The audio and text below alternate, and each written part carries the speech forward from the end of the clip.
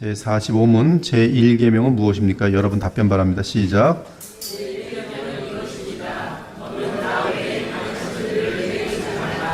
여러분도 이걸 외우시면 되겠어요. 1계명 할 때 이걸 성경대로 다 하지 마시고 10개를 이렇게 간단하게 너는 나 외에는 다른 신들을 내게 두지 말라 암기하시면 되겠어요. 적어도 다른 신들을 내게 두지 말라, 다른 신들을 섬기지 말라, 이 정도로만 외워도 1계명을 외웠다고 볼 수가 있겠습니다. 그러나 정확하게 너는 나 외에는 다른 신들을 내게 두지 말라 하고 외우시면 되겠죠. 제46문 제1계명에서는 무엇을 요구합니까? 시작.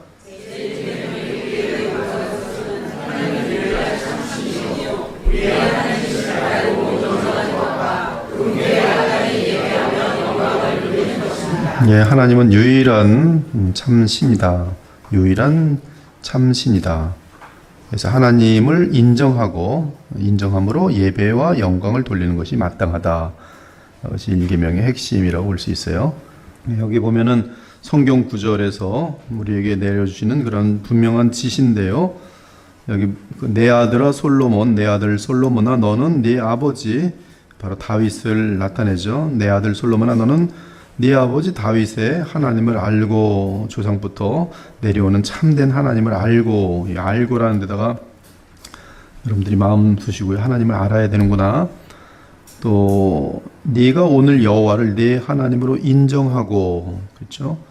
알고 인정하고, 그리고 인정한다면 그분이 하시는 말씀, 그분의 교훈, 그분의 도를 행하고, 또 그의 규례와 명령과 법도를 지키며 그의 소리를 들으라.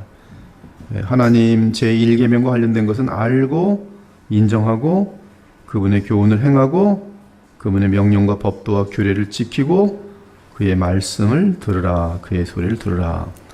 그 다음에 주 너의 하나님을 예배하고 경배하고 오직 다만 다른 신을 섬기면 큰일 나는 것이죠. 다만 하나님을 예배하라. 그를 섬기라. 이렇게 되겠어요. 1계명은 요약하면 예배 대상은 오직 한 분 살아계신 여호와 하나님 외에는 다른 분이 없다라는 것을 여러분이 마음속에 새기면 되겠어요.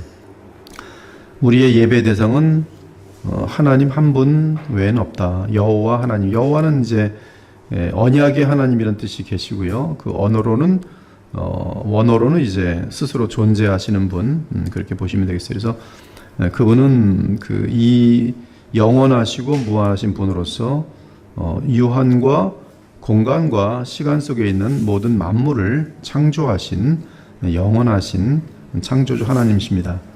그래서 예배 대상은 그분 외에는 있을 수가 없고 이 그분을 대신해서 예배를 받으려고 하는 가짜가 있습니다. 그 가짜는 누구냐 하면 마귀예요. 하나님 외에 하나님 자리에 앉으려고 하는 궁극적인 존재는 마귀입니다.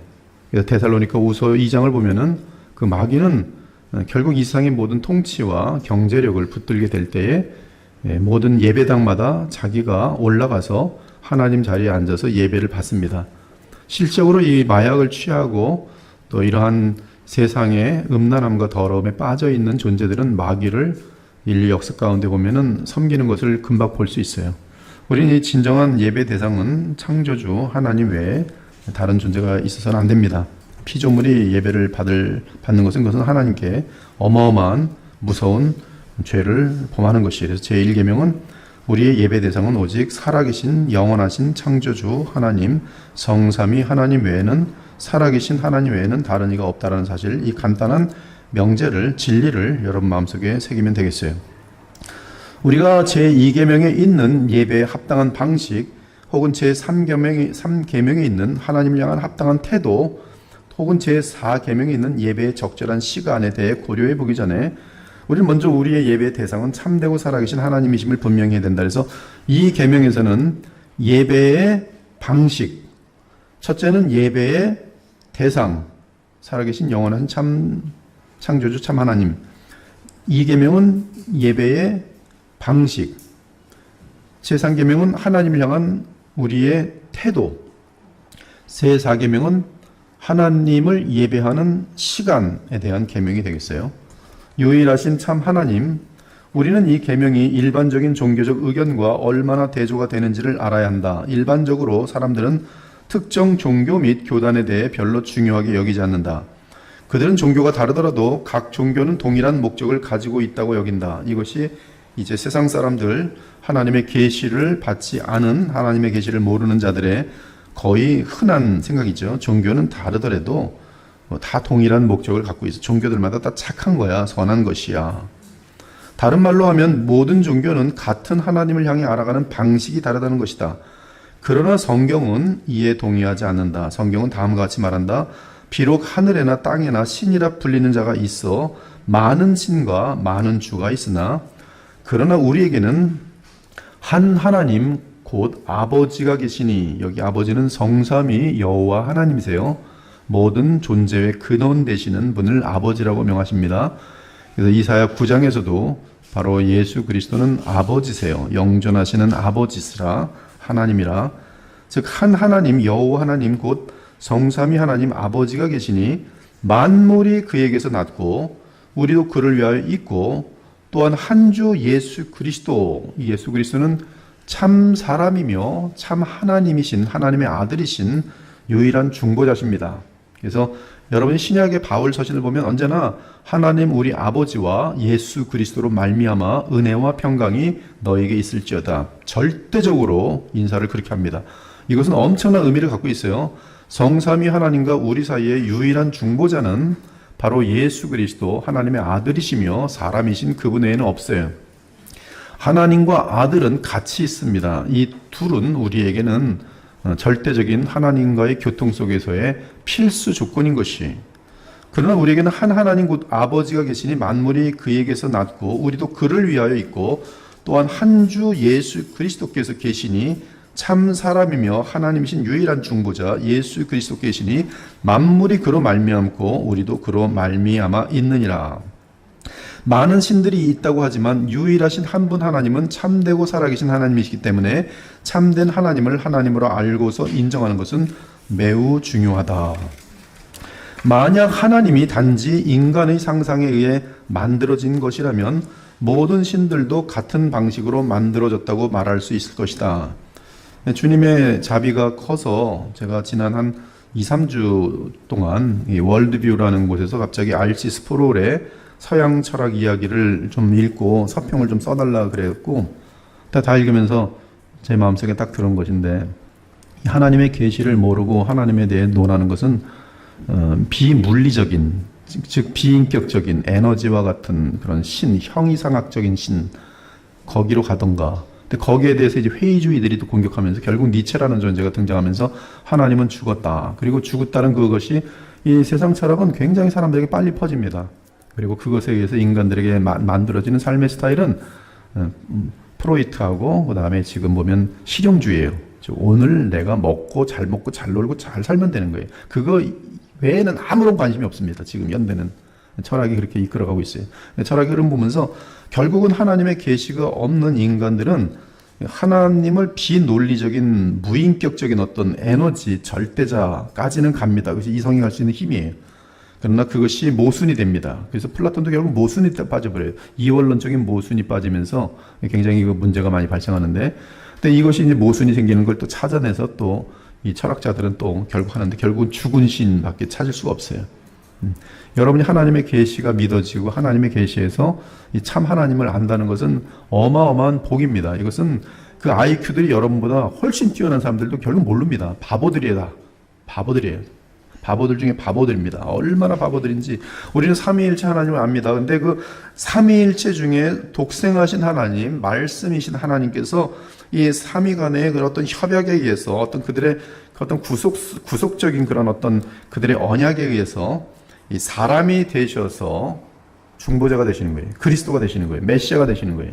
그것이 이사야서 및 우리가 지금 구약을 계속 확인하는 것처럼 여호와께서 친히 사람이 되시는 것으로 표현되어 있는데, 그것을 좀 더 풀어서 보면 여호와 내에 말씀 하나님이 사람이 되셔서, 즉 성부께서 사람이 되는 것도 아니고 성령이 사람이 되는 것도 아니고 오직 말씀 하나님이 사람이 되셔서 그분이 우리를 위하여 십자가에 죽으시고 우리의 죄값을 치르시는 여호와 하나님이신 것이죠. 그거는 계시 없으면 알 수가 없는 거예요. 오직 그리고 그분 중보자 되시는 그분을 통해서만 우리는 하나님을 바르게 할 수 있고 하나님을 만날 수 있고 하나님을 인격적으로 아는데 그 하나님은 그리스도 안에서 우리에겐 무한한 사랑으로만 와닿게 돼 있어요. 왜? 그리스도께서는 우리와 하나님 사이에 문제를 일으킨 죄 문제를 친히 하나님께서 하나님의 아들께서 사람으로 오셔서 해결해 놓으시기 때문에 이 하나님을 아는 우리들은 하나님의 무한한 사랑 외에는 다른 것 받을 것이 없어요. 거기서 누리는 그 어떤 안정감과 확신과 이런 것들이 이 철학자들에게 없어요. 유일하게 철학자 중에 이제 이 역사 속에 등장한 철학자 중에 아우구스티누스, 즉 성 어거스틴만 외에는 이런 하나님과의 인격적인 교통이 없는 것을 볼 수 있어요. 그러나 성 어거스틴은 철학자이면서도 이 믿음이 이성에 앞서며 믿음의 대상은 하나님의 계시다. 정확한 하나님의 계시로부터 하나님을 찾아가고 인간의 전적 부패와 이런 것들을 정확히 짚어내면서 구원에 많은 사람들 주님께로 돌아오는 도구로 쓰임받는 것을 우리는 볼 수가 있는 것이, 아무튼 인간들은 하나님과 인격적 교류, 즉 하나님의 계시를 또 알지 못할 땐 끝도 없이 상상을 통해서나 자신들의 어떤 이성을 통해서 신들을 만들어내지만, 그러나 그들이 만든 것은 결국은 같아요. 결국 저도 철학적으로 볼 때 이래서 죽나 저래서 죽나 살아계신 성삼위 하나님을 만나 뵙지 못한 사람들은 결국 지옥밖에 없는 거더라고요. 니체처럼 하나님이 죽었다고 믿으며 살던, 아니면 하나님이 어떤 에너지를 있다고 생각하고 믿던, 이래봤자 이단이거든. 결국은 구원받지 못하는 거예요. 나의 죄 문제를 속량하신 하나님, 그걸 어찌 알 수 있겠어요. 그러면 어느 한 신이 다른 신보다 더 뛰어나다고 주장할 수 없을 것이다. 고대에는 사람들이 자신들을 위해 신들을 만들어냈다. 그들은 나무, 돌, 은, 금 등으로 신을 만들었다. 오늘날 사람들은 자신들을 위해 물리적인 형체가 없는 신들을 만든다. 이 탐욕이 그들의 신이죠. 모든 탐신들. 지금 실용주의는 탐욕 그 자체입니다. 그 신이에요. 그 신이니까 신이 없는 거죠. 그들은 분노가 없는 신을 상상한다. 분노가 없는 신을 이 세상 사람들은 혹시 믿으면 다 분노가 없죠. 거의 성경을 통해서 바른 하나님을 알지 못하는 사람들은 거의 대부분이 극단으로 갑니다. 분노가 전혀 없는 신, 항상 나를 노려보는 신, 죄책감 가운데 도망갈 것이 없어서 힘들어하거나, 아니면 내가 욕을 해도 용서해주는 신. 예를 들어 죄를 처벌하지 않는 신이다. 물론 사람들이 자신들의 생각에 따라 만드는 이러한 신들은 실제로 존재하지 않는다. 그건 허상입니다. 얼마나 허상을 신이라고 만들어 놓고 하나님이라고 만들어 놓고 신앙생활한지 몰라요. 얼마나 성령을, 성경에서 말하는 성령이 아닌 자기들 멋대로의 성령을 만들어 놓고 얼마나 종교 쇼를 하고 있는지 몰라요. 이거 완전히 무슨 정말 세상에 파티 광란을 교회에다 데려다 놓고서는 성령의 역사라고 부르짖고 있죠. 이게 다 인간들이 만들어내는 가짜 신들이죠. 그 신들은 단지 그 신들을 믿는 사람들에게 실제처럼 보일 뿐이다. 구약시대 우상들이 단지 나무나 돌이었던 것처럼 사람들이 상상에 따라 만들어낸 이러한 신들은 우상과 다르지 않다. 모세가 시내산에서 율법을 받으러 올라갔을 때 밑에서는 바로 금송아지 만들어 놓고 이것이 너희를 애굽에서 구원한 여호와 하나님이라, 하나님 이름까지 금송아지다 붙여버려요. 그것이 그들이 하나님을 경험했는데 홍해를 건너왔는데도 그 모양이 성경에 무지하면 내가 원하는 하나님 만들고 섬깁니다. 성경에 무지하면, 그리고 자기는 열정을 다해서 신앙생활 했다고 하는데 나중에 보면 아무런 하나님이 주시는 참된 복, 하나님이 주시는 참된 복은 돈 많이 벌고 세상에서 유명해지는 복이 아닙니다. 하나님이 주시는 참된 복은 어떠한 어려움이 있어도 평안을 놓치지 않는 하늘의 기쁨을 누릴 수 있는 그러한 복이에요. 예수 그리스도의 성품이 빚어지는 복이, 누가 보아도 하나님을 대적하는 자 외에는 그 사람을 볼 때 아름다움을 볼 수 있는 그런 사람이 되는 것이 참된 복이에요. 이러한 복들이 없으면은 신앙생활은 헛수고일 뿐입니다. 세상 종교와 다를 바가 없어요. 이 율법이 요구하는 것, 그렇게 제1계명이 요구하는 것은 우리가 참되고 살아계신 하나님을 알아야 한다는 것이다. 이것은 우리가 성경의 가르침들을 받아들여야 한다는 것을 뜻한다. 우리는 우리가 원하는 것에 따라서가 아니라 오직 성경, 솔라 스크립추라, 오직 성경이 말씀하시는 것을 따라서 우리의 개념을 만들어야 한다.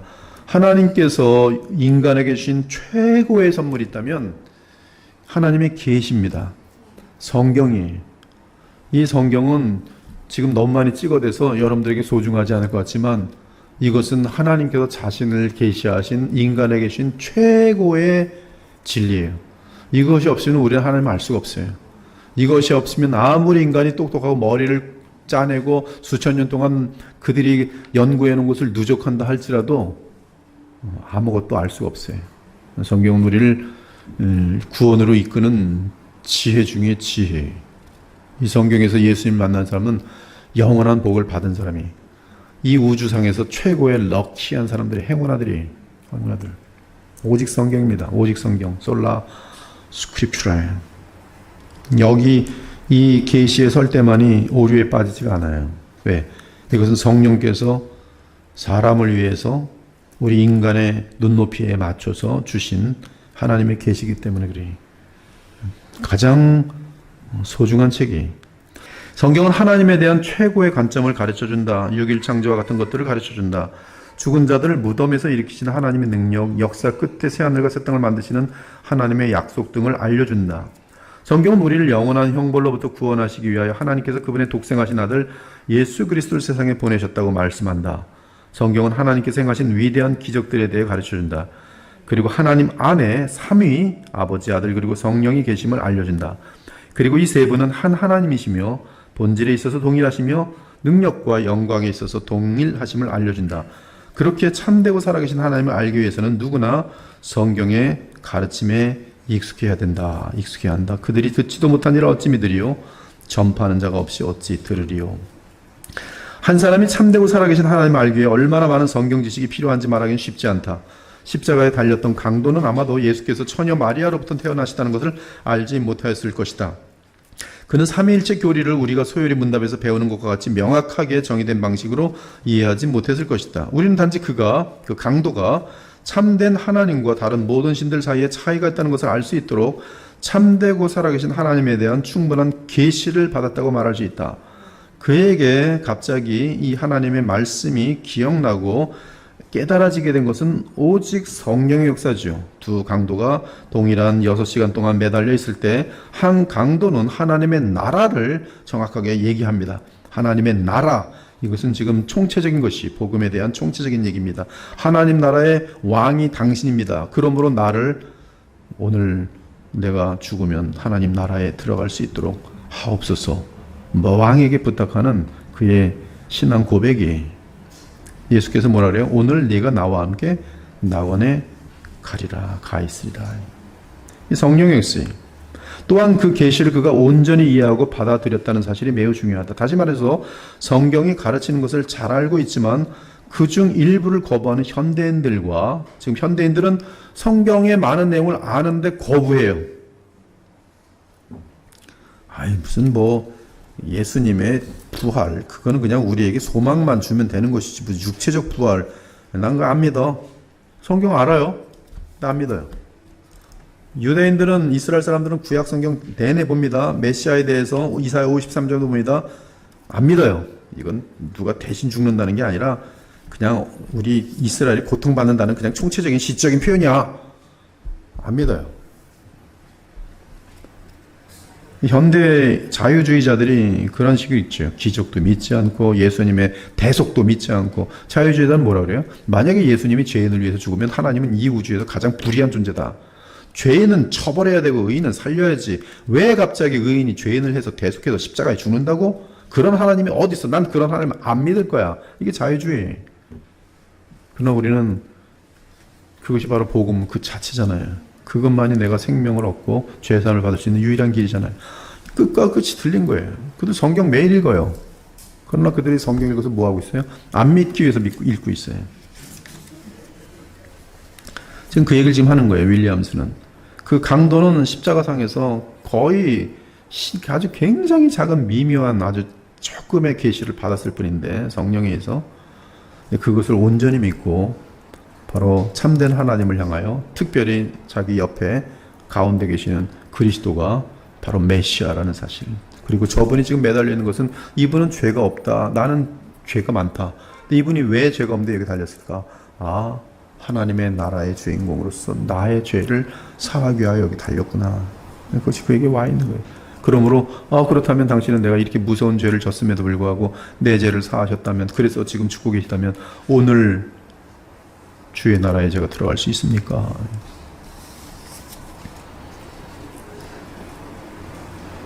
즉 우리는 성경 안에서 하나님의 자기 계시를 받아들이는 것이 제1계명을 지킨다 이거예요. 제1계명을 지키지 않는 것은 하나님이 하신 말씀을 일부는 내 멋대로 믿고 일부는 받아들이지 않는 거예요. 이렇게 받는, 이렇게 성경, 이렇게 신앙생활 하는 사람을 실존주의 신앙자라 그래요. 실존주의 신자들. 내게 와닿는 것만 나는 믿고 다른 거는 안 믿는 거예요. 내가 선택해서 믿는 것. 이제 키에르케고르랄지, 심지어 칼바르트랄지, 에밀 브루너랄지, 이런 사람들이 실존주의 철학자들이, 그들이 색다른 또 자유주의, 신정통주의를 또 만들기도 하고, 자유주의의 반쪽 라인인데 또 거꾸로 또 가요. 우리는 이 객관적인 히스토리아 살루티스에서 성령의 역사로 인하여 오더 살루티스, 구원의 여정이 시작되는 것을 알면서 오직 하나님의 은혜, 오직 믿음, 오직 그리스도, 오직 하나님께 영광, 오직 은혜, 오직 믿음, 이 5가지의 솔라를 붙들고서 이 하나님을 믿고 나가야 되는 것이, 이것이 바로 제1계명, 하나님께 합당한 예배하고 영광을 돌리는 것이 하나님의 계시를 인정하는 것. 오늘날의 일반 사상은 매우 염려스럽다. 그 누구나 자신이 속한 특정한 교회와 상관없이 참되신 하나님을 알고 인정할 수 있다는 사상이다. 심지어 하나님을 은연중에 알 수 있다고 생각을 하며 교회에 전혀 소속되지 않는 사람들도 있다. 엘리야 시대에도 사람들은 거의 같은 견해를 가지고 있었다. 엘리야가 모든 사람에게 가까이 나아가 이르되 너희가 어느 때까지 둘 사이에 머뭇머뭇하려느냐? 여호와가 만일 하나님이면 그를 따르고 바알이 만일 하나님이면 그를 따를지니라니 백성이 말 한마디도 대답하지 아니하는지라. 그들은 그들 의식 속에 여호와도 하나님이고 또 누구도 하나님이에요? 바알도 하나님이에요. 양다리 걸치고 있어요. 하나님은 우리가 사람들 앞에서 우리의 믿음을 고백하며 불신앙적인 교회에서 우리 자신을 구별하여 예수 그리스도의 신실한 교회에 속하라고 명하신다. 지금도 이제 여러분들은 이 교회에 와서 복음을 듣다 보면 저 친구 저거 보니까 뭐 일단 이단 교회는 아니니까 좀 안심인데 가만 보니까 복음은 뭐 별로 강조하지 않고 행사들만 많고 보면 몇 년 다녀도 동일하게 그냥 예수님은 전혀 알지도 못하고 그냥 하나님 하면서 기도 열심히 하면 복 받는 줄 알고 이거 아닌데 왜 저러고 있을까 하면서 얘기하면 교회가 다 똑같지 왜 그래 이런 일이 반복해 듣거든요. 이 불신앙적인 교회, 이 하나님 말씀에 대해서 정교하게 깊게 들어가지 못하는 교회들, 거기서 우리는 사실은 빨리 자신을 구별해서 예수 그리스도의 신실한 교회에 속해야 됩니다.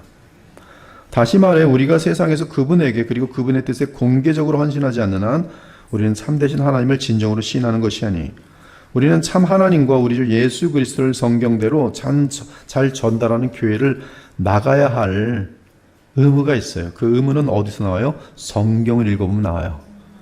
그것이 우리가 신자를 만들어 주신 하나님의 목적인 것을 알아요.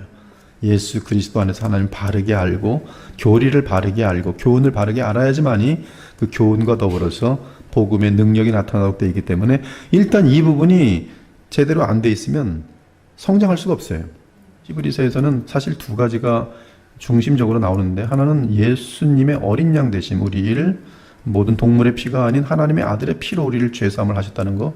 근데 대부분의 교회가 요까지만 하고 멈춥니다. 그리고 히브리서를 다루는 교회는 거의 없습니다. 정말 그렇거든요. 히브리서를 설교하거나 히브리서 정교 공부하는 교회 찾기가 거의 힘들 거예요. 히브리서는 요것만 있지 않고 대단히 중대한 비중이 어디 있는지 아십니까? 예수님의 대제사장직에 있어요.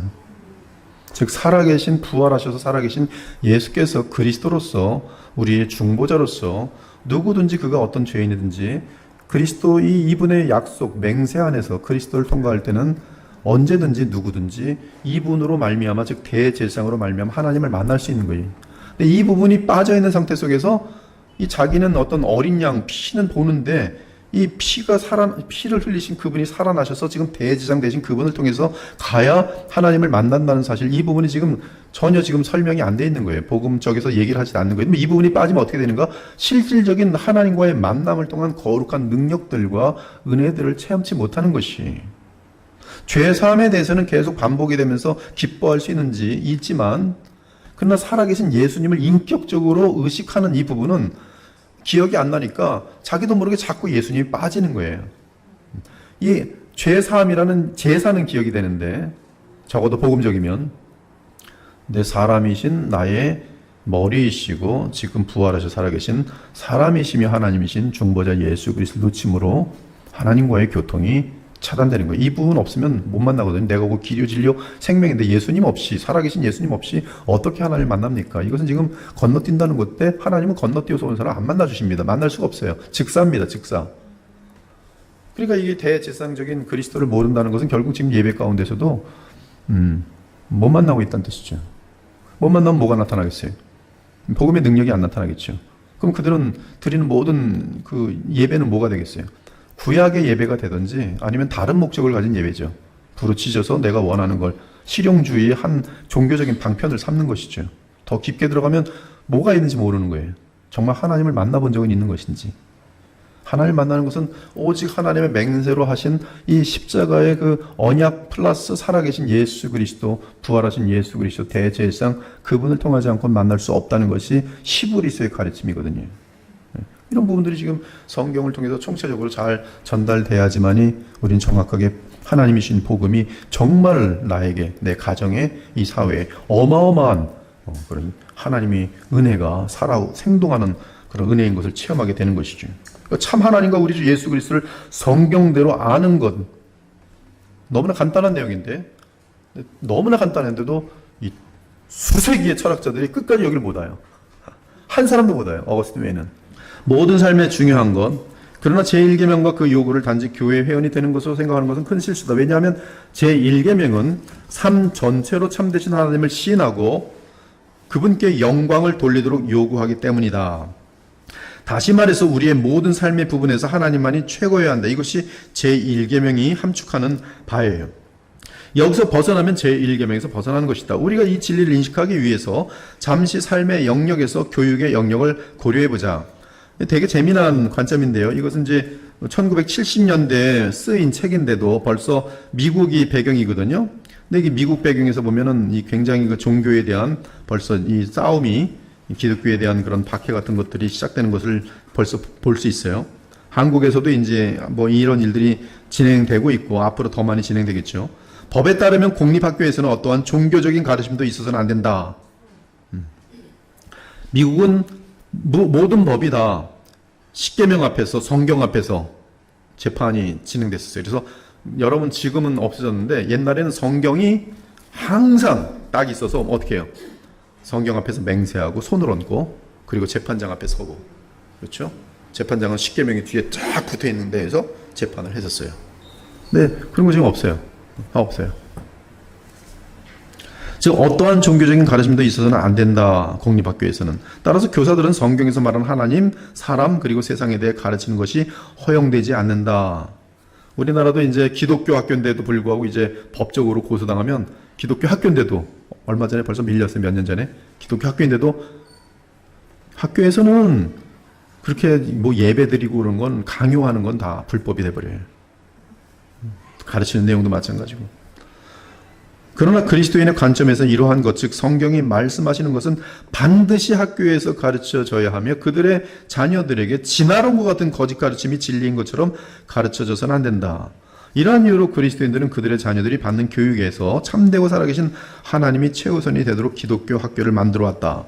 그리고 이러한 행동을 촉발한 원인 중 하나는 미국 대법원이 미국인의 공공생활의 교육 영역에서 하나님의 마땅한 위치를 계속 반대하며 통제해온 사실이다. 그래서 여기 보면 학교가 있어요. 공립학교, 기독교 학교. 기독교 학교는 막 참 진리의 빛이 반짝반짝하고, 여기는 이제 중립된 종교성, 기독교는 그들 중 하나님과 서로 같이 공존하는 것이죠. 오늘날 그리스도인들이 동일한 반응을 나타내야 할 다른 여러 영역들이 있다. 우리는 하나님의 주권을 공개적으로 인정하는 노동조합들과 정당들이 필요하다고 말한다. 하지만 이런 것들은 단지 또 다른 예일 뿐이다. 우리가 무엇보다도 인정할 필요가 있는 것은 참으로 하나님을 알고 그분을 인정하는 사람들은 하나님이 무시당하거나 그분이 받으셔야 할 마땅한 영광이 주어지지 않을 때 결코 만족할 수 없다는 사실이다. 그러니까 자녀들에게도 하나님이 인정받는 것을 너무 보고 싶어 합니다. 그러니까 거기서 대책을 무슨 방법이라도 쓰는 거죠. 뭐 공립학교를 다닐 수밖에 없다면 그럼 집에 와서라도 예배를 꼬박꼬박 드리게 만든다든지 하나님을 그들에게 놓치게 해서는 안 된다는 그 마음이 되게 큰 거죠. 제1계명이 마음속에 새겨져 있기 때문에. 제1계명은 나의 삶 전체에서 하나님이 1등해야 된다는 그런 사고가 반드시 들어오기 때문에 그래요. 하나님께서 만물보다 가장 높이 계시며 삶의 모든 것이 신앙이란 사실은 위대한 진리다. 이 진리는 기독교를 세상의 많은 것들과 구별시키는 진리이며 심지어 기독교라는 이름으로 행세하는 세속적인 것들과도 구별시키는 가르침이다. 지금 이때도 보면 기독교라는 이름으로 세속적인 그런 것을 가르치는 일들이 벌써 허다한 것이죠. 지금 독일 같은 데 보면은 독일에서 기독교 학교인데 기독교 학교 와서 예수님만이 구원의 기다라면 벌써 거기서도 문제가 돼요. 그래서 참 아이러니한 거야, 아이러니 지금. 기독교 학교인데 기독교가 종교다원을 다 받아들인 상태예요. 제1계명이 의미하는 것을 알게 된 사람들은 더 이상 삶의 두 개의 구별된 것, 즉 한 부분은 종교이고 나머지는 다른 부분이라고 여기지 않는다. 또한 그들은 종교를 영혼 구원의 문제로만 여기지 않을 것이다. 당연히 그 부분도 중요하지만 종교는 그 이상이다. 신앙은 사업, 여가, 정치 등 모든 삶의 분야에서 하나님께 충성하려고 노력하는 것이기도 하다. 이것이 제1계명이 함축하는 바다. 깨어질 수 없는 통일성. 여기서 우리는 야고보가 하나의 계명을 어기면 모든 율법을 어기는 것이라고 말했을 때 그가 무엇을 말하려고 했던 것인지를 알 수 있다. 하나님이 최우선이기 때문에, 그리고 우리의 최우선 의무는 그분을 모든 삶 속에서 알고 인정하는 것이기 때문에 다른 9가지 계명은 이 명령과 관련된다고 생각할 수 있다. 다른 말로 하면 다른 9가지 계명들은 우리가 마땅히 경배하는 하나님을 어떻게 예배하고 영광을 올려드려야 하는지를 가르쳐 준다. 간음하는 삶은 하나님을 예배하고 영광 돌리는 것과 연결될 수가 없어요.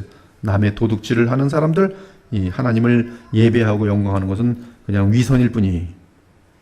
그러므로 제1계명을 진실하게 지킨다면 나머지 9계명도 진실하게 지키려고 온 마음과 뜻을 다하도록 돼 있지. 우리가 이러한 계명들을 참되고 살아계신 하나님의 계명들로서 받아들일 때 우리는 그분을 영화롭게 한다.